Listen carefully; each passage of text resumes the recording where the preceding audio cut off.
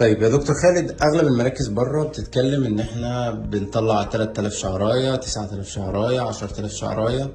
ايه القصه؟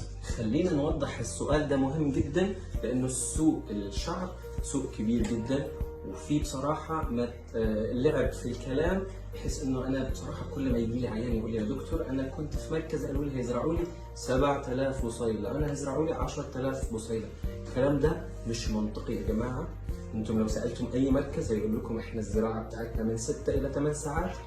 احنا زراعتنا في عيادات إليفا 12 ساعه. ليه 12 ساعه كتير؟ هو الانسان بيفتكر انه هو كثير. طبعا انتم بتتخدروا تخدير موضعي، فانتم قاعدين على مكان نظيف شكله جميل قدامك تي في، فمش هتحس في التعب. احنا اللي بنتعب. بس ال 12 ساعه دي عشان نطلع احنا 3000 جرافت بنقعد 6 ساعات يا جماعه.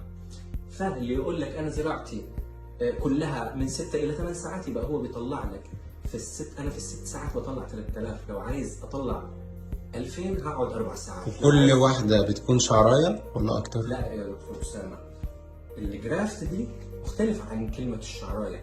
الجرافت هي خلينا نقول بالعاميه هي الجذر، او هو البذور اللي بنزرعها مثلا. فالبذر ده بيكون جواه شعره او شعرتين او 3 أو 4 على حسب من كل عيان لعيان. هنا طبعا في مصر اغلب الناس اللي انا اشتغلت لهم للامانه كانت البصيله جواها شعرتين الى 3 الى 4. طيب لو انا هفصل الشعر ده هيطلع عندي 9000 و10000 وهنصدق الكلام اللي هم بيقولوا، ولكن هم 3000 جرافت. الجرافت فيها من شعرتين الى 3 الى 4. لو فصلناهم هيبقوا الرقم ده. احنا بفضل الله برضو نلاحظ على كلمه انه الجرافت ده ما بنفصلهمش. في ناس بتفصل الجرافت عشان يبقى عندهم عدد كبير. المشكله في الفصل انه لما يطلع الشعر بعد سنه يلاقيه عسكري كده واقف وباين انه هو زارع.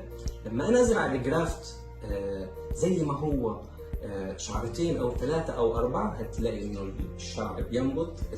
الجرافت بينبت 3 شعرات وشعرتين، فما بيبانش عند العيان. طب ازاي في الست ساعات بتحافظوا على الشعر ده انه ما يحصلوش حاجه؟ ده برضه خلي بالك علم كبير، مش اي حد يشتغل. للاسف انه النهارده السوق اللي بيشتغل زراعه الشعر هم ناس تكنيشن. ممكن دكتور هو بيكشف. يعني ايه تكنيشن؟ فهمنا.